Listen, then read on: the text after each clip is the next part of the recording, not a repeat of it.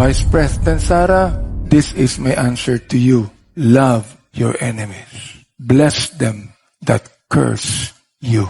I bless you, Madam Vice President. Do good to them that hate you. Pray for them which despitefully use you. Let me repeat that. Despitefully use you. That's what she did last night. And persecute you. That's what she did last night.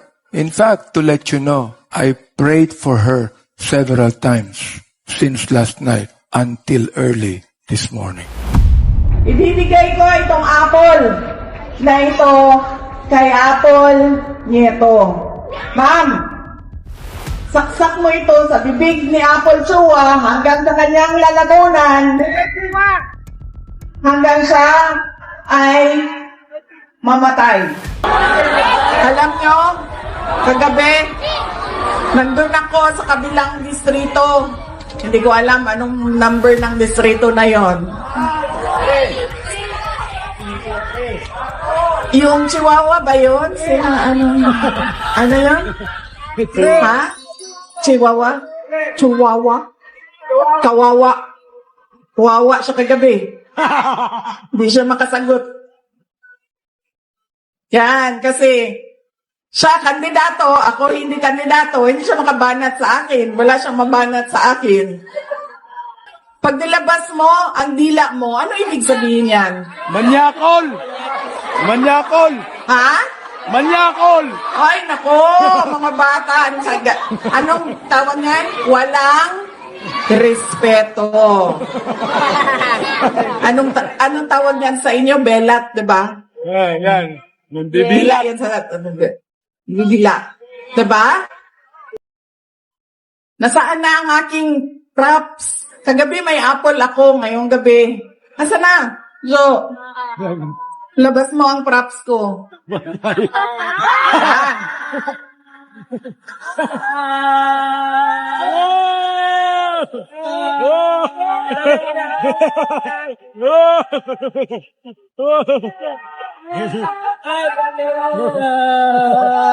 Hay! Anong distrito tayo? Sinong congressman natin? Tama. Nasa tamang distrito ako, Joey. Anong tawag sa ganitong tao, mga anak? Walang? Klaro yan, ha? My answer to the Vice President. My answer to the Vice President. Last night, meron siyang ipinakitang larawan ko na tinawag niyang props. Alright? Gusto kong ipakita dito ang larawan na kanyang ipinakita sa harap ng maraming tao sa punta sa barangay 905. Will you please get the picture out? And I want our people to see that. Ayan. Totoo yan. Hindi AI yan. Totoo na pinicturean ko ang sarili ko at nilagay ko sa aking Facebook account sapagkat naniniwala naman ako na mga kaibigan ko ang nasa Facebook at kanilang maiintindihan ito. Now, there are two reasons why we Filipinos stick our tongues out. Diba? Number one, jokingly. Sanay tayo doon. We stick our tongue out. Jokingly. Pangalawa na reason, kapag you stick your tongue out, gusto mong sabihin doon sa tao that you stuck your tongue out, buti nga sa'yo. Tama, mali? Buti nga sa'yo. Ito ay ninakaw ni Vice President sa Facebook ko. Wala siyang karapatang gawin to. Being the Vice President, abogado, matalino, at mayroong pinag-aralan. Tama ho ba ako? But this is just one side of the story. Because in my Facebook account, dalawa ang picture dyan. Pakita mo yung isang picture. Ayan. Yan ang nakalagay sa Facebook ko. Ginagaya ko si Albert Einstein. Nakita nyo? Now, I don't think that Albert Einstein stuck his tongue out for disrespect. Hindi ko alam kung sino niya nirespeto. Am I right? I do not know where the Vice President got the idea that when you stick your tongue out, it means disrespect. Ang nakalagay sa Facebook ko. Bakit ginaya ko si Albert Einstein? Sapagkat gusto kong maging katulad niya. Yan ang talagang nasa Facebook ko. O yan. Nilagay ko pa. 11 November 2023. Anong sabi ko? Hello again to make more emphatic the Asian and the European genius. He, he, he. What do you say? So, it's actually a joke, isn't it? Actually a joke. But the Vice President used it to attack me before my people in the 6th District of Manila. Yan ang nakalagay sa Facebook. Oo. Inibita ko ang mga staff ko dito para makita nyo na hindi lamang ito isang picture, kundi dalawang picture ito. Mas matangos ka lang ang ilong ni Albert Einstein. Pero halos pareho kami ng buhok. Di ba?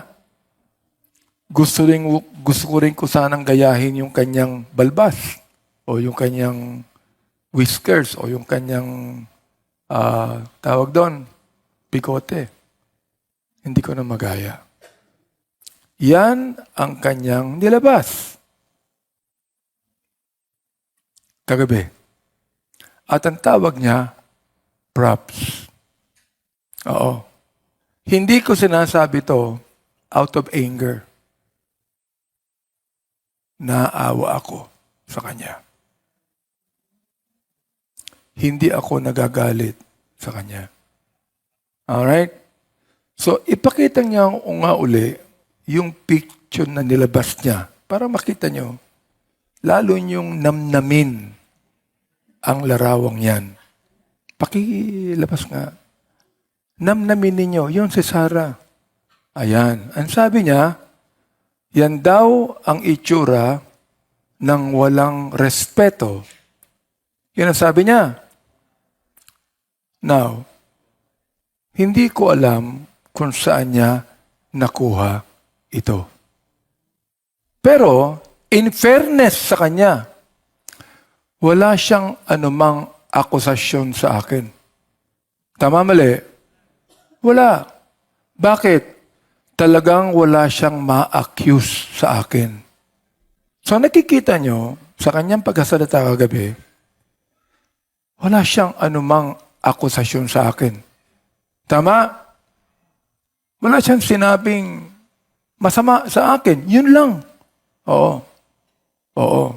Sinabi lang niya rin sa kalaban ko, huwag mong gagawin yan, ha? Oo. Ilabas mo lang ang ngipin mo. Tinan niyo uli. Sa Facebook ko, ninakaw niya to eh. Oo. Sa Facebook account ko, ninakaw niya. Yan ang nakalagay sa Facebook ko. Hinati niya. Dapat, nilabas niya yung dalawang yan. Di ba? Alright. Now, Bakit kaya ginawa niya ito? Unang-una, upang pasakitan ako ng tumatakbong kalaban ng mayor ko. Yan ang una. Meron siyang sinabihan na chairman ko na huwag ko siyang aatakihin sapagkat hindi ko naman siya kalaban. Pero inimbita niya Vice President Di ba? Ibig sabihin, accomplish siya sa nangyari. Alright, itong tanong ngayon. Why do you think that the Vice President did this?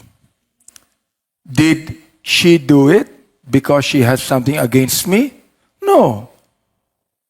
I have not even met her once, only in the budget hearing. I do not even care about her. I care about her father, but not her. Okay? So, ito ang tanong. Bakit niya ginawa sa akin to? Ang tawag natin dyan, political revenge.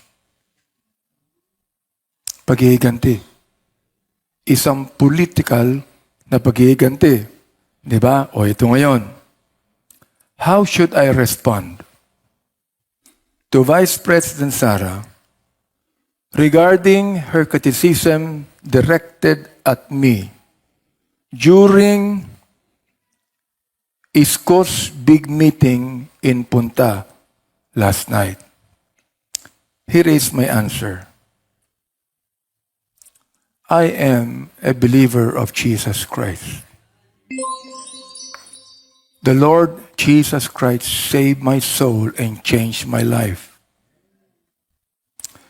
If I do not know Him in my own heart right now, I will fight her tooth and nail, and I don't even care if she is Vice President. Both of us are elected by the people. But I'm different.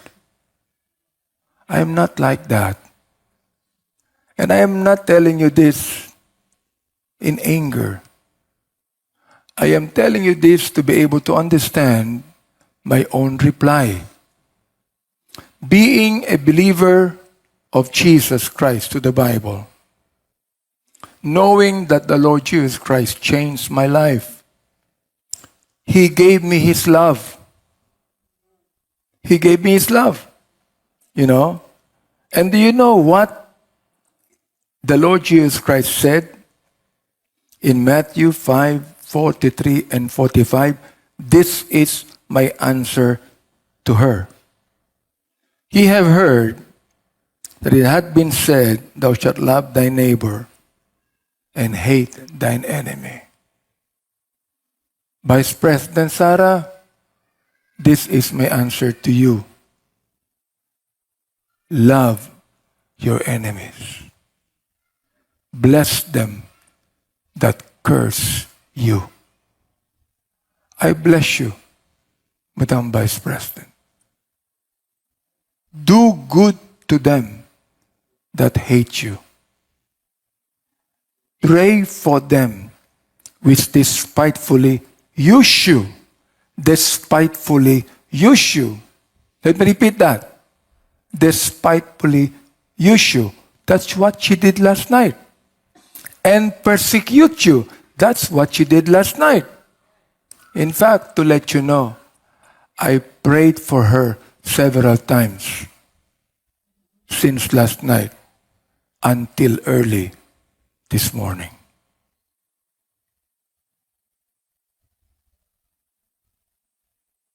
In verse 45, that ye may be the children of your Father who is in heaven, for He maketh His sun to rise on the evil and on the good, and sendeth rain on the just and on the unjust. There's still time for the Vice President to change. God is still giving her the opportunity to know Christ as her personal Savior. She knows the gospel. She knew the gospel very well. All right? Now, may I say this? I cannot retaliate with the same gutter language she used to shame me before my constituents. Kung nakita nyo ang video kagabi at tinanong ni Sarah ang mga tao kung sino ang congressman ninyo, may sumisigaw, si Congressman Benny Abante. Nung paalis na ang tao niya, gumanon pa ang iba sa kanila. Alright? So I cannot retaliate kahit na gumamit pa siya ng gutter language against me before my constituency. Eh kung gawin ko to sa Davao, eh baka hindi na ako makalabas ng buhay. Tama ba ako mali? But she came here a stranger in my own district that I love and cared for a long period of time. So, I would like to use the words of the Apostle Paul concerning those who wish him harm, sapagkat si Apostle Paul, tulad ng Panginoong Jesucristo, marami ring galit sa kanya eh. So anong sabi ni Apostle Paul in Galatians 4:16? And the same question I would like to ask the Vice President, am I therefore become your enemy because I tell you the truth? The truth about the confidential funds? Am I become your enemy? In fact, I did not even join the hearings of the Blue Ribbon Committee because I was not able to come. You see? So, ang question ko ito, am I therefore become your enemy because I tell you the truth? Then, in Romans chapter 12, verse 19, and I would like to give a warning to those who go against a servant of God. In Romans 12:19 it says, dearly beloved, avenge not yourself. Huwag kayong maghihiganti. Hindi po. Pagkatapos nito, tapos na. Wala man lang akong sasabihin sa kanya.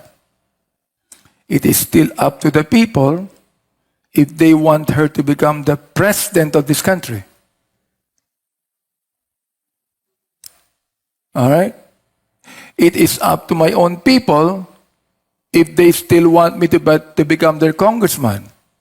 Although in the recent survey, the survey says I have 82% of the vote and my opponent has 17%. But still, it is up to the people of my constituency. Oh, ang sabi ni Apostle Paul, dearly beloved, avenge not yourselves, but rather give place unto wrath. Huwag kayong gaganti. Hayaan mo siyang magwala o magalit. Pagbigyan mo. Oo. For it is written. Ibig sabihin, sa Old Testament, sinabi to. Sa New Testament, sinabi rin. For it is written, vengeance is mine, saith the Lord, I will repay. May I tell this to you folks? This is now a public pronouncement from the Word of God. See, well, during the time, another person in the Old Testament who faced a lot of threats and enemies was David. David receiving all the threats, all the persecutions, all the harassment during his tenure as king of Israel. You know what he did? He did not answer them. He was king, huh? But he did not answer them. Instead, he turned to the Lord in prayer and asked God to look after his enemies and to handle the situation. I'd like you to open to Psalm 64. Let me read to you the whole psalm, where it says, "Hear my voice, O God, in my prayer. Preserve my life from fear of the enemy. Hide me from the secret counsel of the wicked, from the insurrection of the workers of iniquity, who whet their tongue like a sword, and bend their bows to shoot their arrows, even bitter words,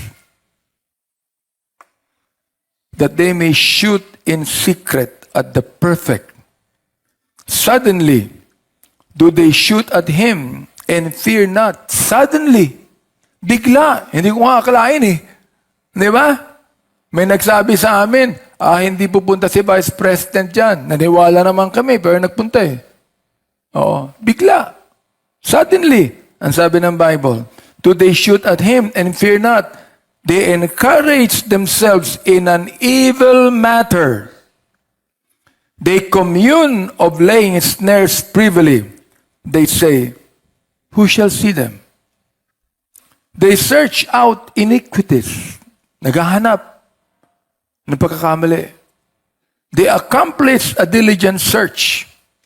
Both the inward thought of every one of them and the heart is deep. But God shall shoot at them with an arrow. Suddenly shall they be wounded.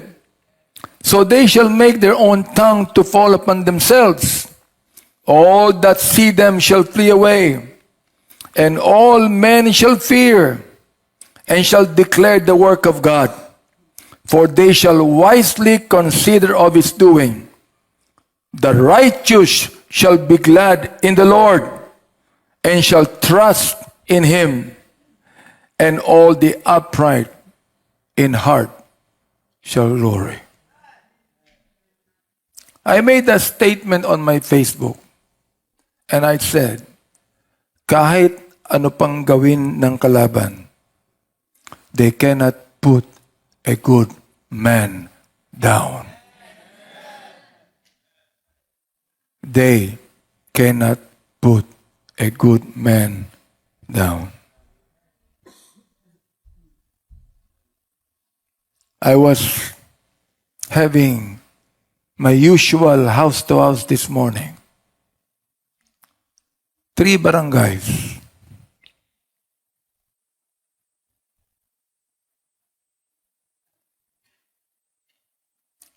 $5,000 steps.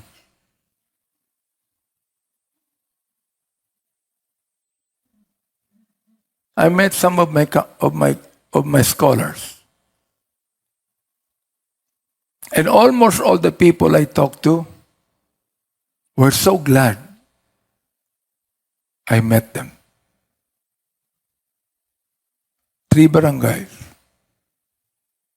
And those 3 barangays, I'm going to win with a landslide vote. Narinig ba nila ang nangyari kagabi? Yes. They heard. See? You know, alam nyo naman ang aking desire sa bansa natin eh. Ano ang desire ko? Romans 10:1. Brethren, my heart's desire and prayer to God for the Philippines is that they might be saved. That's the only desire I have. I will still champion the truth. I will still demand for justice. I will still stand for righteousness and ethical and moral governance. I know that if I speak the truth and justice and ethical governance, I will attract more enemies, face more animosity, even threats to my safety.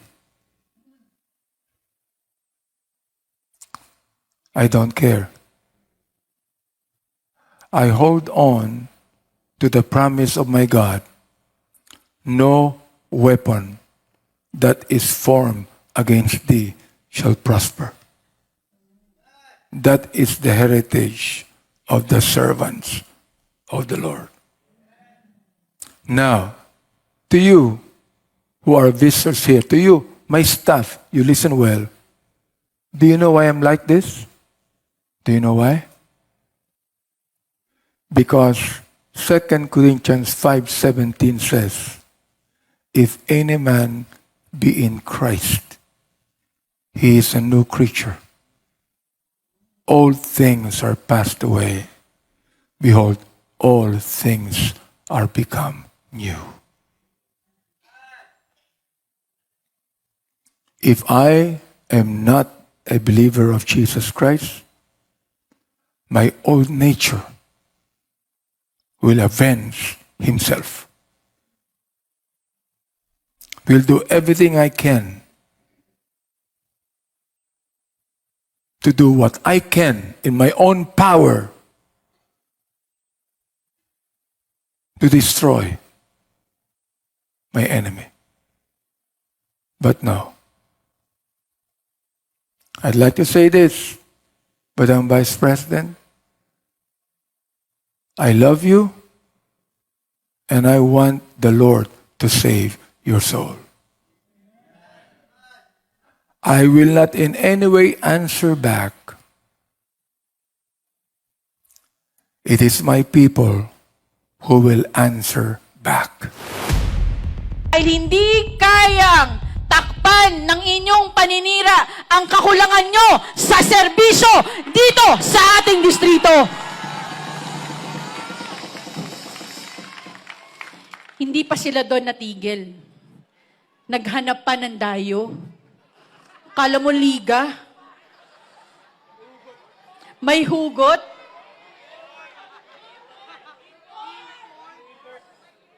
Tatayo ka dito sa aming lungsod. Tatayo ka sa aming distrito. Wala ka naman na ambag sa mga buhay ng aming mga kadistrito. Para bastusin, para siraan ang aming congressman na dilingkod ng tapat at totoo na walang pinipiling panahon. At para sa mga tao na hinayaan sa kanilang entablado tumayo ang isang bastos at walang respeto, tama lang na hindi ka naging presidente ng Pilipinas.